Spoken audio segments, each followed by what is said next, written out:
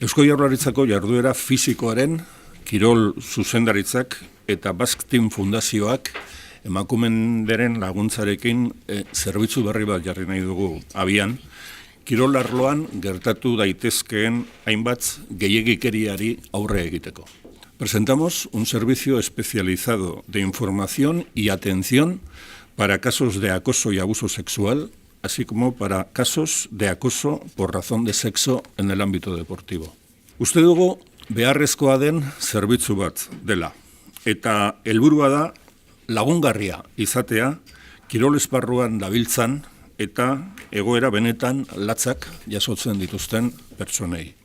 Zerbitzua martxan jartzearekin batera, kanpaina bat jarriko da abian zerbitzua ezagutzera emateko. Eta kanpaina honen goiburua izango da zure taldekoak gara.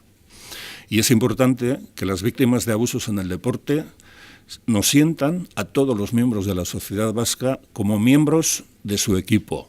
Un equipo dispuesto a hacer frente a estos comportamientos inaceptables. Oraindik ere, asko dago egiteko kirol esparruan, eta oraindik ere problematika honekin lotutako kasuak azaleratzen direlako.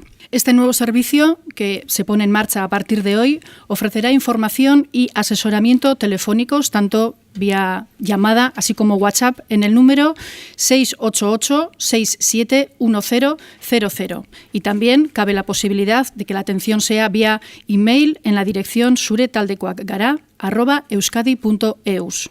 Cuando se estime necesario, también se ofrecerá asesoramiento presencial si la situación así lo aconseja y la persona o entidad así lo acepta. Siempre respetando la intimidad de la persona y pactando el horario y lugar de reunión. Gaur, gure gizartean, kirola da gizon emakumen arteko berdintasun eza gehien nabarmentzen den esparruetako bat. Eta horretan ere, beste eremu batzuetan gertatzen den bezala, beharrezkoak dira prebentzio politikak, sexu jasarpena, sexu gehiegikeriak edo beste motatako indarkeriak ez gertatzeko. Lehen helburua zalantzarik gabe prebentzioa izan behar da. Baina gehiegikeriak ematen badira, guztiz beharrezkoa da biktimari erakustea ez dagoela bakarrik eta baduela norengana jo. Por ello es necesario saber identificar y reconocer la existencia de acoso, de abuso sexual y otras formas de violencia en el deporte y adoptar medidas para erradicarlas, actuando contra las actitudes discriminatorias que posibilitan o las promueven.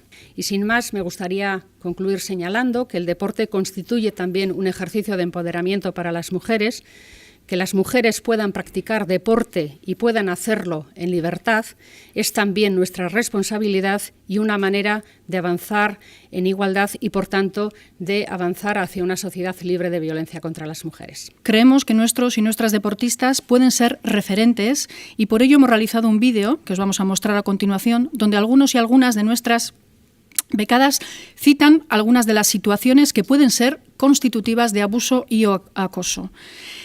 Esta es nuestro granito de arena en esta iniciativa que se pone en marcha y que pensamos que es muy necesaria. Behin eta berriz makurrarazten edo irrigarri uzten zaituztenean edo zure gorputzari buruzko iraina jasaten dituzunean. Cuando te fuercen a comportamientos de carácter sexual que no deseas. Zure baimenik gabe, estualdian jar zaitzaketen argazkiak edota beste moda bateko eduki digitalak bolo-bolo dabiltzala dakizunean. Cuando quieren manipularte utilizando estrategias como la obligación a guardar secretos o el chantaje. Zure entrenatzaile, teknikari, kluba edo taldeak zure bizitza kontrolatzeko borondatea sumatzen duzunean. Emakume desberdina izateagatik gaizki tratatzen zaituztenean edo min egiteko erabiltzen dutenean. Dutxatzen ari zaren bitartean, helduak bertan geratzen direnean. Cuando te ofrecen ventajas deportivas o un trato preferente a cambio de favores sexuales o de índole íntima. Helduek izaera pornografikoak dituzten edukiak igorri edo eskura uzten dizkizutenean. Gu zure taldekoak gea.